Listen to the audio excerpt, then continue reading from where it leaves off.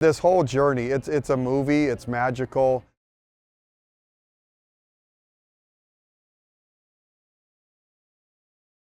Taking over the 1-17 program, you're at rock bottom of college athletics, and especially at the Power 4 level, and you have a vision in your staff and what you want to do and how you want to go about it, but you never know how long it'll take, and it usually takes years, not a year and a half.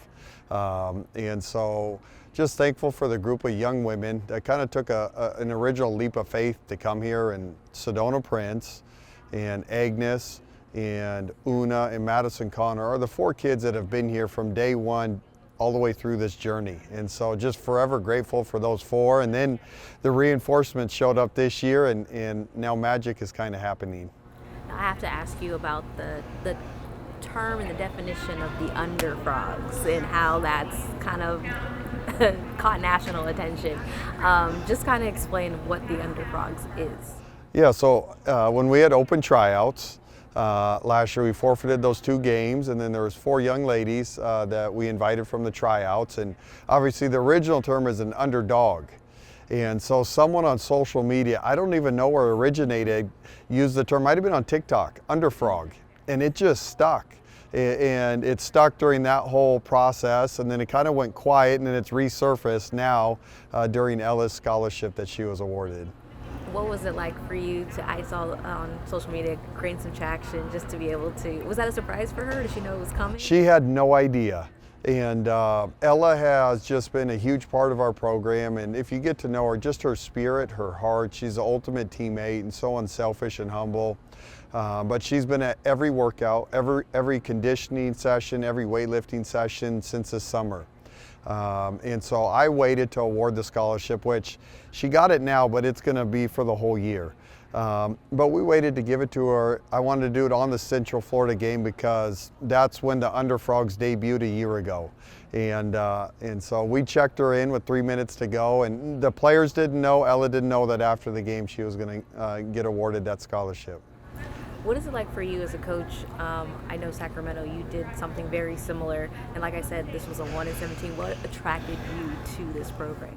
Yeah, I don't know. I'm attracted to those things. Yeah, Sac State, we were 3-22, and then our second year we went 25-8. And so, what attracted me to TCU, this community, Fort Worth, the university, it was a sleeping giant in my eyes and my perspective of building a women's program. You have a high academic university with just a beautiful campus in a community that loves the Horned Frogs. And so I thought it had a really, really high ceiling. Didn't know it would come to fruition a year and a half into it. But we've been able to turn programs around really quickly and be able to get them really good. Where does that memory of giving Ella the scholarship kind of rank in your favorite moments as a coach? Really high. It's hard to rank them, right? But both of them involved Ella. The win last year after we forfeited the games and we beat UCF, that win with that group when you were against all odds is one of the neatest games I've ever been a part of. And then the culmination a year later of being able to reward someone that stepped up to the plate when adversity hit and our season was on the brink of being canceled, and be able to give her a scholarship. And those moments you can't even rank them, right? Those are just really neat life experiences. And both of them involved Ella, so it's pretty cool. When you think about, I guess, kind of the rest of this season and what you guys still have to do, what is kind of your level of importance in keeping this group? You know, they have 1 loss on their record right now. How do you make it so that that's not so overwhelming, knowing that you guys do need to kind of win out to accomplish what you want? Yeah, for sure. So this group's old. The average age is 22. They're actually the oldest team in college basketball. And you have some veterans that have been through the wars and have played in Final Fours and been a part of teams that have won national championships. And so you have a very veteran group that understands what's at stake and how you got to go about it. And so it's been a magical ride. I said in one of my other interviews, like I feel like one of them. I'm along for the ride with them. But we've the whole season taken it 1 game at a time. And we have not stubbed our toe on this journey. Obviously, South Carolina got us, and that was a great lesson that we learned as a program of what the pinnacle is and what you want to hopefully get to when March Madness rolls around. But, you know, Friday night against Utah, that's our Super Bowl. I know existing relationships obviously played a huge part, but how were you able to get Sedona and Haley here? Yeah, number one, it is relationships. I think our staff does an incredible job on the recruiting trail of treating kids right and getting to know families and stuff that lasts way longer whether or not you land them on the front end or not. And just kind of your life's work is always treat people right. And it's funny, 5 years later, Haley, it came back full circle, and she's from a little farm town in eastern Washington.